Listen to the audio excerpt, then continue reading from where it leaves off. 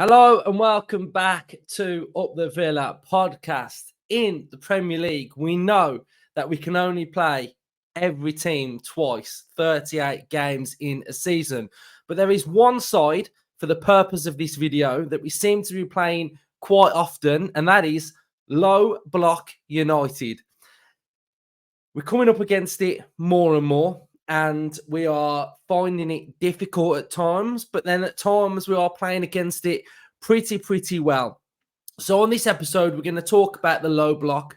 We're going to talk about what a low block is, what a low block's trying to do, how can Aston Villa negate the low block, what should we be doing, and then we're also going to talk about the points that I've highlighted for ways in which we should be going about beating this low block as well. So comment your thoughts in the comment section down below, and hopefully you will enjoy this episode and get some knowledge from it, and it will hopefully open up a conversation in the comment section down below for all of you guys at home to comment your thoughts. So the low block, what is it?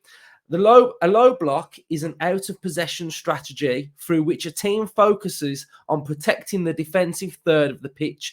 The priority is to remain compact in deep position, defending the space close to goal. The back line is positioned deep, aiming to limit the space in behind the opposition to exploit. So we're going to move on now to the tactical pad, where we're going to have a deeper look now at what a low block tends to try and do, and what's their benefit from doing this. So we know Aston Villa at this moment in time under Unai Emery are a very good footballing side. We are a side, in my opinion, that's a little bit different to some of the teams that are in the Premier League. We are fully adaptable, versatile, and game by game can change our system. So we're not one-dimensional for a starter. So we pose the opposition many different problems. We can control games. We can have games with the ball. We can play on the counter-attack. But we can also go direct if we need to as well. And we can also defend. And we can also defend very well. So the combination of all the good things that Aston Villa can do mean that the opposition generally play with a low block and try and defend, because they know what a fantastic team we are. One of the biggest compliments to Unai and the team is that a team will sit up with a low block because they're basically feeling like they need more security and they need more of a defensive shape. With that, they can adjust their system and go direct, play on transition, and try and catch Aston Villa on the break. So when a team starts sitting in a low block, it kind of is a bit of a compliment to showcasing how good Aston Villa are. So we're going to bring up the graphic now on the tactical pad, and we're just going to show you what a low block will predominantly look like. So in its name, it's low. So you can play with a low block or a mid block. A lower block is the more defensive phrase. Park the bus. That used to be the old one, didn't it? You've come to park the bus. It's a low block, basically. You've come to defend. Teams will alter how that they want to play in this low block. They could play with a 4 at the back, or they could play with a 5 at the back. Generally, it might be a 5 at the back. So here you can see on the screen, we've got a 5-3-2. And this would give them an outlet of 2 players that can split, 2 players that on transition can offer that threat. That in a low block, that's kind of a little bit attacking. What you might find, Sheffield United do this, is that their 2 strikers, one of them, which would be Cameron Archer, will make up a midfield 4. So in essence, then they become a 5-4-1. So this is how the low block would set. What the low block is there to do is to give teams security and play in the defensive third.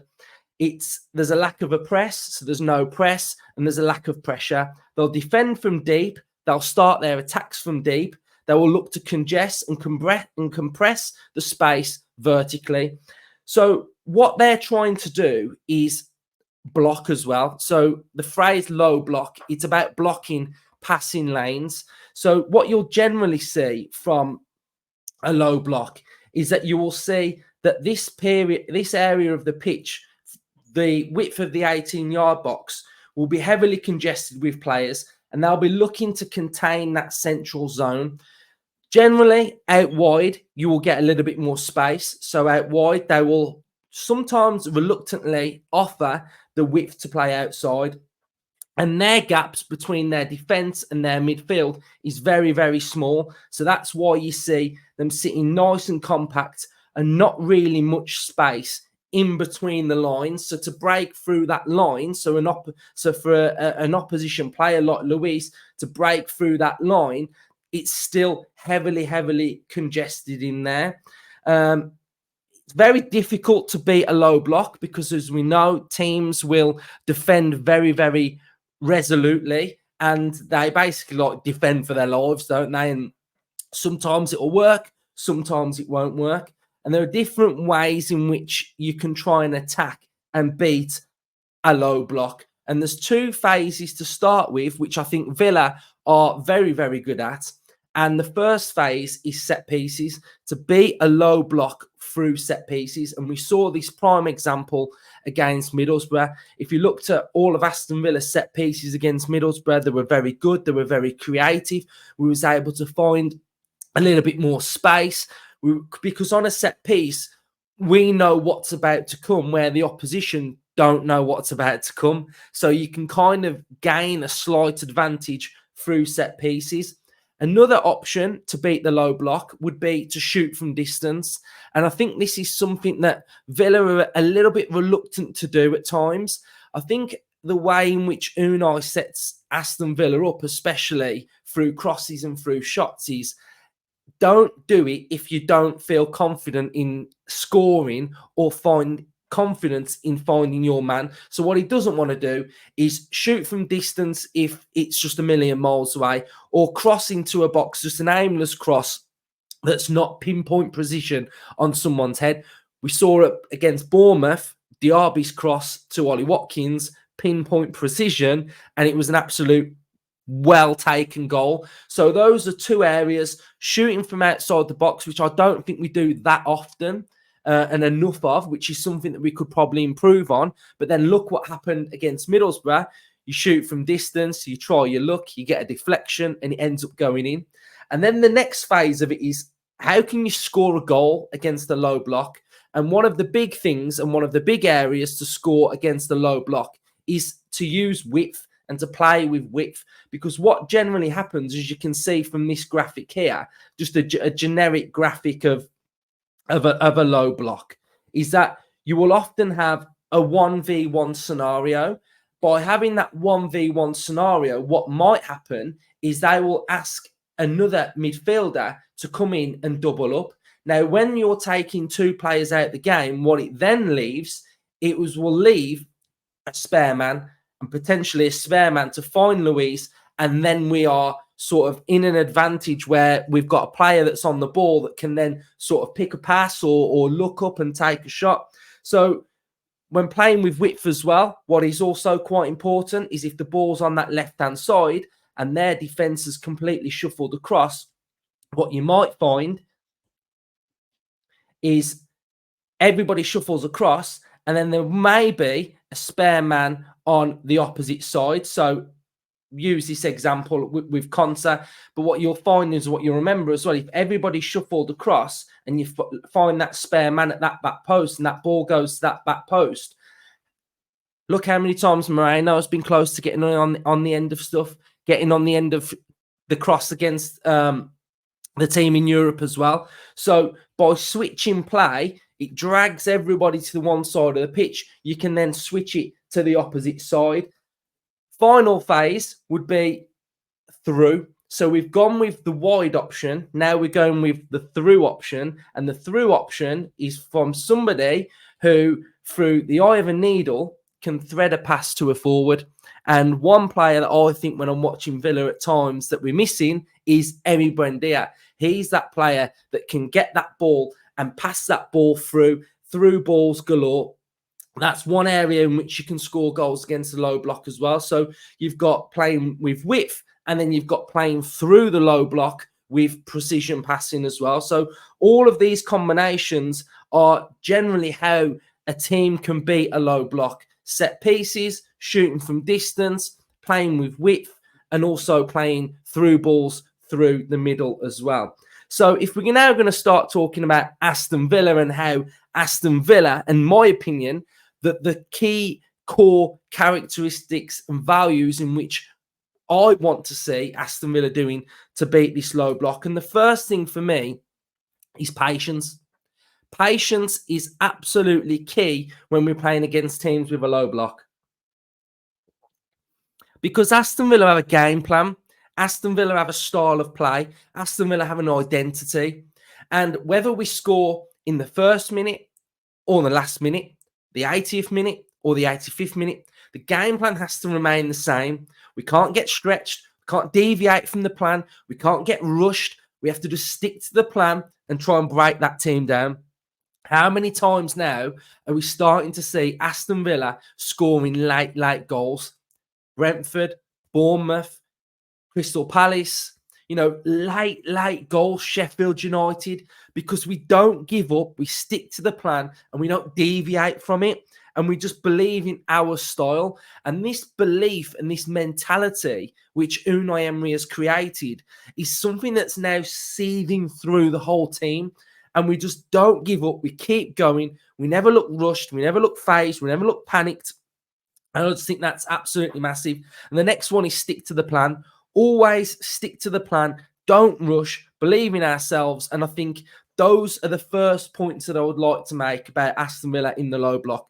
Next phase is you've got to be clinical. You've got to be clinical and take your chances. We had massive amounts of chances against Burnley. We didn't take the chances. And we looked like we were going to rue those missed chances when they went 2-2. So you have to take your chances. And that's a big things. Scoring an early goal is absolutely massive against the low block, because if you score the early goal, they've got to come out at you. Their game plan changes. So to get that early goal and to be clinical is absolutely massive. Width is so important. Aston Villa have got a lot of pacey wingers, so it's important that we use the width. We utilise the width. We've got Moreno who bombs on as well. I think that's important. But also now what we're starting to see is the impact of the subs as well. A lot of teams have gone through, a tough time playing against Villa for 50, 60, 70 minutes. And then when you're bringing on pacey, tricky players who are going to come on and impact the game and are top level players like Diaby coming on the other day. We've got Watkins, we've got Zaniolo. That's also really, really important. And the next phase for me is to win. I think that's where we're at in the minute. I think I've mentioned numerous times on the channel about how, in the past I've gone to games and we've played amazing and lost. But now for me, it's all about winning. Absolutely all about winning. And through watching Unai's team and watching this team grow and get better and learn what we're all about, I think when you're a fan and you've watched different teams through different decades and you get accustomed to a way of playing, this is something different for me, having more control, more possession, and all of the things that I've mentioned about sticking to the plan, being patient. I don't care now whether we score in the 88th minute and win 1-0 or whether we've won 6-0 and we've seen free-flowing football. We're getting to a phase now where we're trying to compete at the top end of the Premier League, and there will be games where you can't play well every week. I've just watched Liverpool against Arsenal. Liverpool have just beat Arsenal 2-0 in the FA Cup, and Arsenal had all of the ball. They were creating numerous chances. Liverpool just won, and that's it. And that's Liverpool, the team that are top of the league. So, what I'm trying to make when I say it's all about winning is we will have times in a season where we play really well. Man City, West Ham, Brighton, smashed them 6, creating numerous chances against Man City. We will have those moments in a season, but you can't play like that every single week. It just doesn't work like it. No team plays outstanding football every single week. Every team in the Premier League creates their own different permutation to a game, whether they're scrapping for their lives, whether they're, having their off day, but they're just doing all right. There's so many different things, relegation teams at the top, teams going for Europe, teams that are in bad form that need to pick up a result. teams that have been doing really well and then perform really bad when they play. There's all these different things happen, and it's just all about winning. And that is something that I think is so, so important. And sometimes, we might not play that well, but we've won. Just okay, we've won the game. We know we can do better. We know we can perform better, but on to the next one now. And I think that's the mentality shift that I've really started to have, where years gone by and we've played this amazing football. We've battered Liverpool at home. We've battered Chelsea at home. You're like, God, we were absolutely amazing today, but we lost. It's the worst feeling in the world. It's the worst feeling in the world. I just want to win, and I just want this team to keep on winning, and that's where we are at the minute. The next phase of playing against the low block are no mistakes. When we're having full control, we're having all the possession, we're having all of the ball, when we're having 75% possession, we might not have scored until late on in the game. No mistakes. We have to be neon perfect with the ball. Against Middlesbrough, we had 90% possession and we were very, very good with the ball. And I'm using Middlesbrough as an example because that's the last team that we've played. And no mistakes, because what does happen is what I'm about to show you on the screen now. So this was against Sheffield United.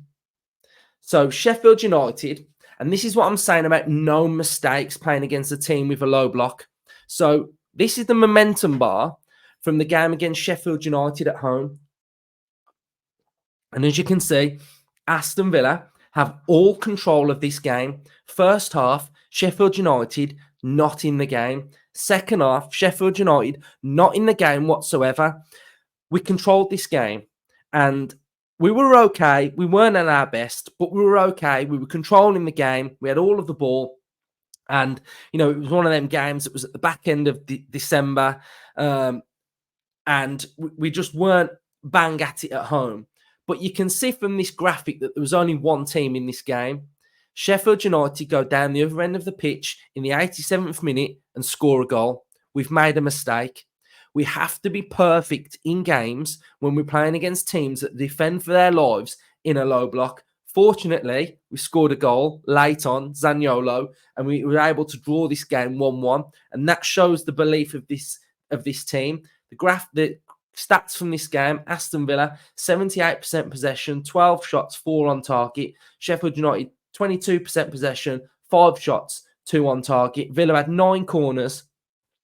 Passing big chances, we had 3. We missed 2 big chances. 656 passes, 88% passing accuracy. Sheffield United, 192 passes, 63% passing accuracy. So this graphic, and this is what I'm talking about, where we can't make any mistakes. We have to be in full control for 90 plus minutes when we're playing this way, because there's teams in the Premier League that can punish you just like that. So when we are having all the ball, we have to make sure that we are doing the defensive work very, very well. We switched on. You can see average positions from this game against Sheffield United. Very dominant. Every player apart from Longley and Konsa was in the Sheffield United half. And then you've got the Sheffield United average positions, and you can see everybody barring the striker, which I imagine is Cameron Archer, is inside their own half defending. So, this just highlights how precise and how perfect the game plan has to be against teams that play on transition in a low block as well. I've got another interesting graphic to show you as well. And this really highlights to me the different teams and styles in the Premier League that are playing with a low block and the ones that are trying to be a little bit more expansive and come out and play. So I'm going to show you this graphic now, and hopefully, you can see how we play against a team with a low block, and then we play against a team that doesn't play with a low block, that comes out at us and has a bit of a go. So here you can see now the teams on the left-hand side are playing fast and direct. So fast and direct, sitting in, catching teams on transition, playing on that counter-attack. Luton Town, low block at Villa Park. Everton, we battered them at home. Nottingham Forest, we lost away. We had all of the ball. They played with a low block, caught us on transition. Best team in the league for me at playing with a low block on transition, West Ham United. Beat them. Crystal Palace, low block. They scored their goal. And look what we had to do. We had to chase the game. And we ended up winning that game very, very late on. Brentford, low block. Wolves, low block. Sheffield United, low block. So you can see the graphic on the left. All the teams that play with that low block are the ones that are playing on transition, fast and direct.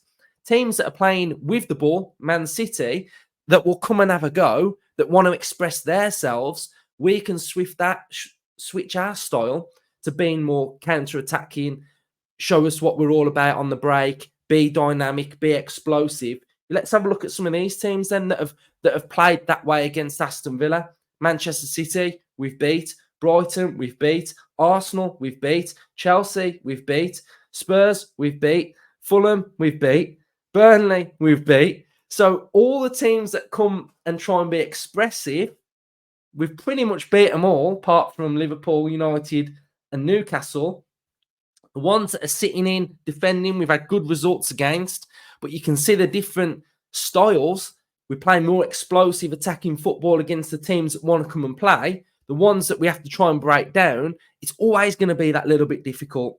And then the final part that I want to touch on is the new Villa mentality. And the new Villa mentality looks something similar to this. Late goal after late goal after late goal after late goal, fighting to the end, believing to the end, and just that mentality, the Fergie mentality. We're not beat until the final whistle goes, and that is absolutely crucial to have.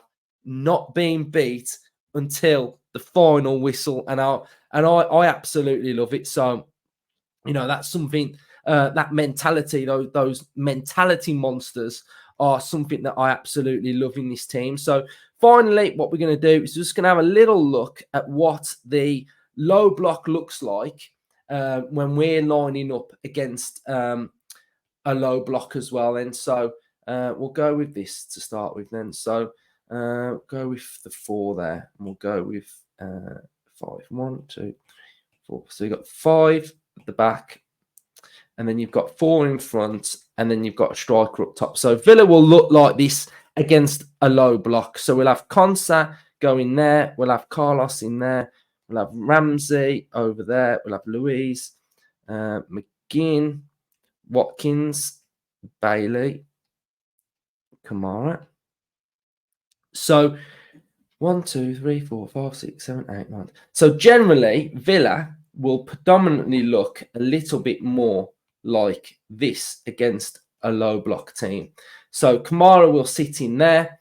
So it's important that we use this width over here very, very well.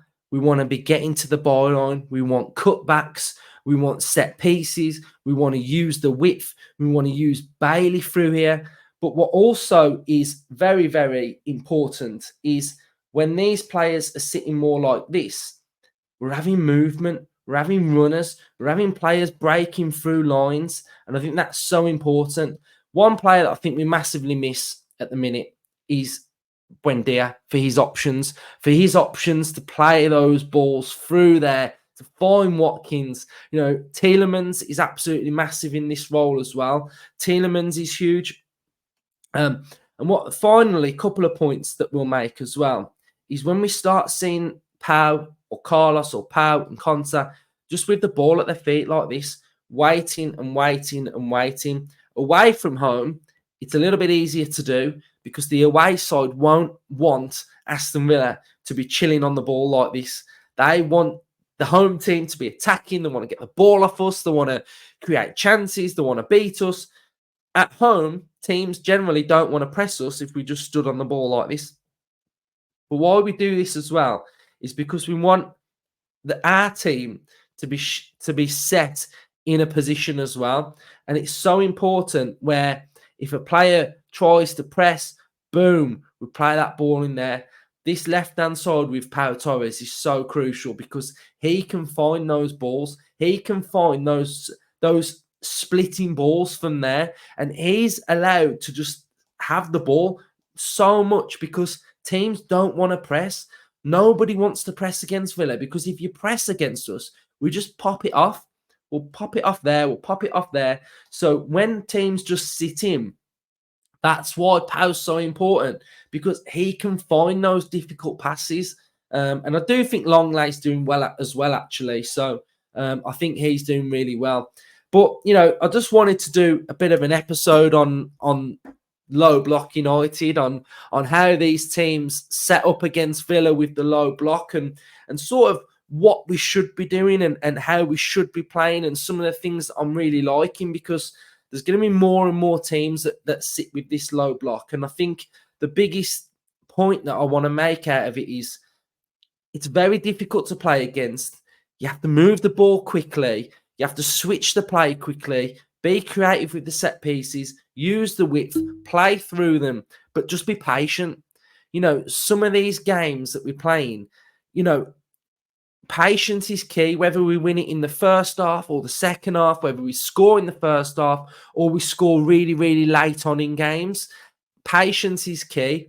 We've seen that the teams that come out at us, we pretty much beat them all. So teams are now going to start to just sit in and try their luck, and try and just hit us on the break. When they're sitting in their little camped in zones here, we've got a team like Everton that we're playing next Sunday.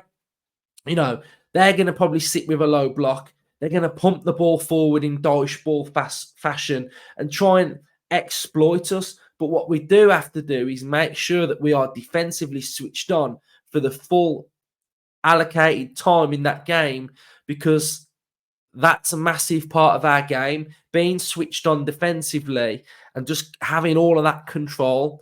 And this is low block United. We've seen them quite often. I'm sure we're going to see a lot more of them. So hopefully you've enjoyed my little episode on the low block and what to expect. I'd love you to comment your thoughts. If you've got this far and you've enjoyed it, subscribe to the channel. It's free. We're a Villa fan channel, and we create content very, very regularly, pretty much every single day. So get on this journey with us. If you've liked the episode, drop it a like, comment your thoughts. Up the Villa.